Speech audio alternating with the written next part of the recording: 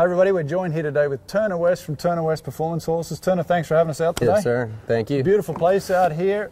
So Turner has been, one of the highest selling trainers at these 2-year-old sales every year, year in, year out. You bring the quality there.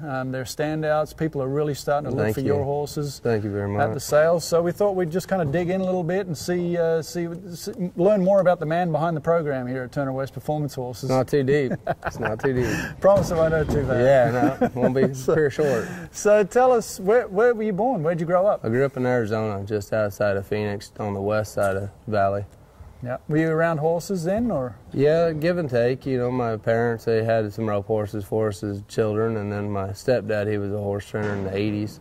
So I was able to be involved in horse training at a pretty young age. I think about 13, 14 is when I first tried to start my own and see what happened. It was a total wreck, but we gave it to them. Yeah? Yeah. When, so how did you kind of, advance from that section, getting out of school, and how did you decide you wanted to maybe try horse training as a career? Well, I got into horse training because I didn't really want a real job. I didn't realize all the hours that were going to come along with it.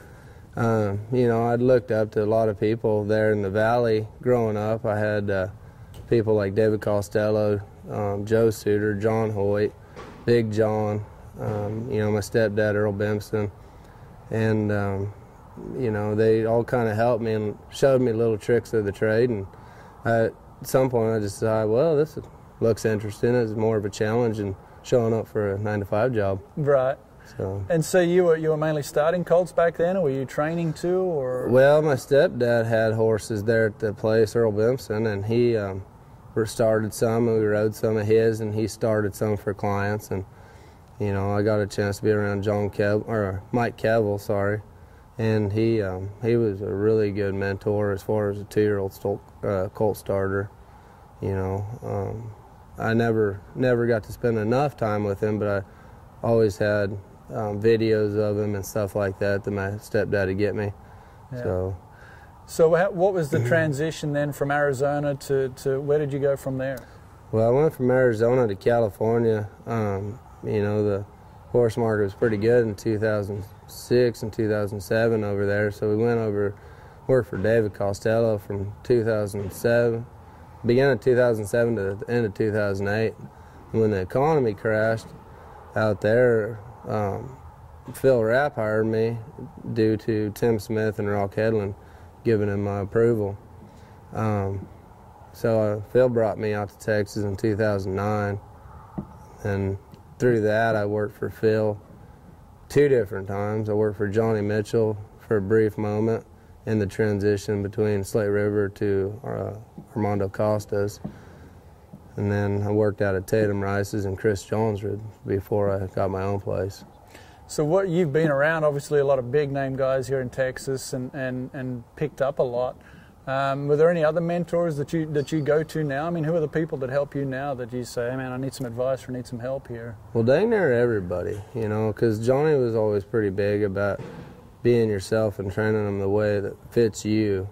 And so, you can pick up a few things here and there from one guy or the next. And, just recently I was getting help from Spud Sheehan and Adon Banuelos. And, I went to Chris Johns' pre-work the other day, and I got some help from him and Grant. And so really, just the whole community has helped me the most lately. So there's not a whole lot of trainers that let's say, specialize in these 2-year-old sale programs. What goes into your program? How is it different from training a regular 2-year-old that's in somebody's training program to having these that you're from day one that this horse is potentially, if everything kind of keeps fitting, that he's going to one of these sales? Well, so most of my business really started as the 2-year-old speculation end of it. And when I first got to Tatum's after I left Phil's, most of my clientele would buy horses in the yearling market and we'd just go straight back. It wasn't until the later years that we started actually riding horses that people were raising. So, with that entail, we didn't really do much different. We still don't. We still go through the same program, create the horse first and let them tell you what they're going to do. Obviously everybody wants to have that $1 million horse, but the end result has to be a good, sound horse that can go do its job.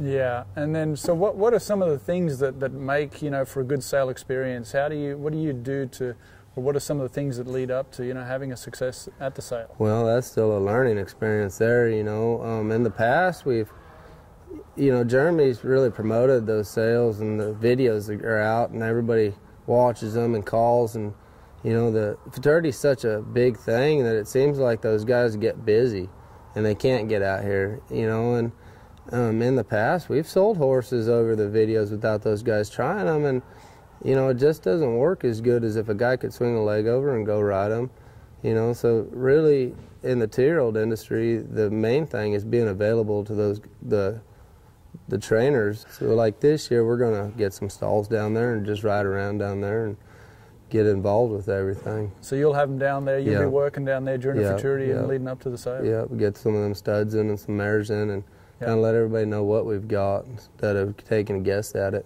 Yeah. What are some of your favorite things about this program? Well, the freedom, really, you know.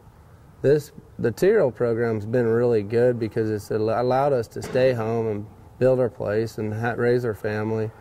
You know, you know, the 2-year-old deal's taken me a long ways. The one thing that I've seen, especially this year, going back to the show pen, is you've got to remember what your end result is. Yeah. You know, you've got to keep going forward and keep improving yourself. And, you know, it's just a never-ending battle, just the learning end of it. Yeah. Well, and you mentioned earlier off camera when we were talking, it's like you do everything different every day. I mean, it's not the same thing. And yeah, no, it's just a big old hodgepodge, really.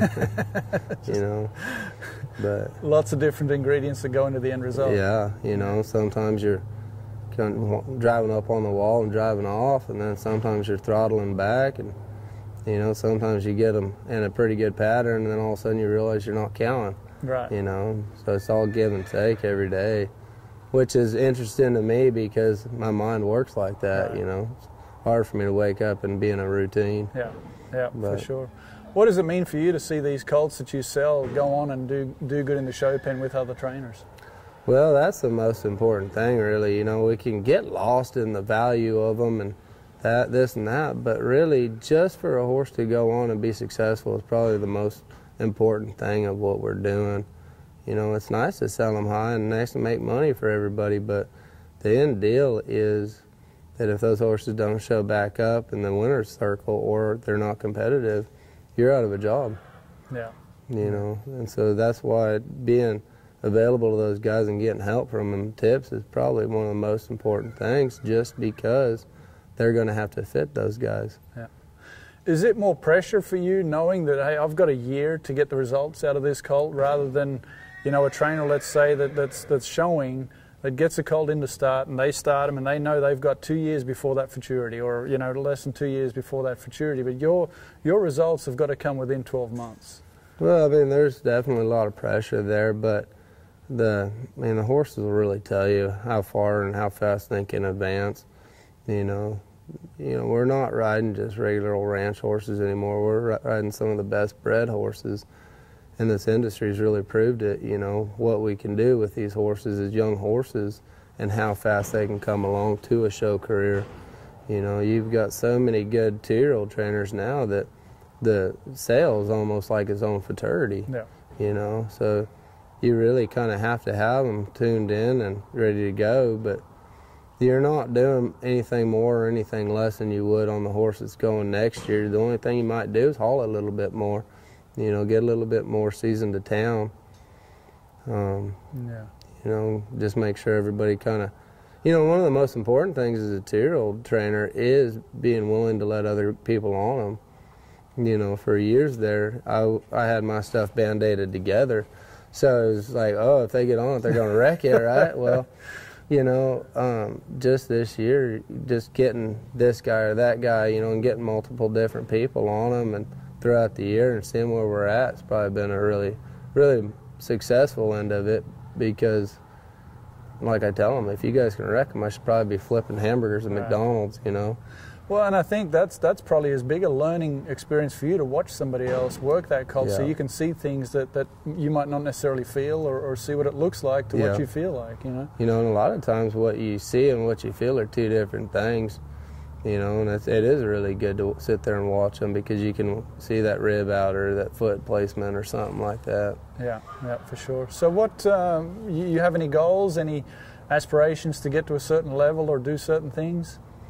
I think my main goal, you know, I've come back to the show pen this year and I've got a couple of 3-year-olds in the Futurity. But my main goal is probably just to keep getting better, you know, keep putting nice horses out there and making sure that they're coming back to be competitive. Yeah. You know. Long and short of it, I probably did this deal more just because I like to ride horses. Well, if I can keep getting them in there, then I can keep working for a living. Yeah, and that's your motivation. Yeah, I'd say so. Yeah, yeah. Well, Turner, we wish you all the best. Thanks for having us out here today, and we've enjoyed it. Thank you. Appreciate it.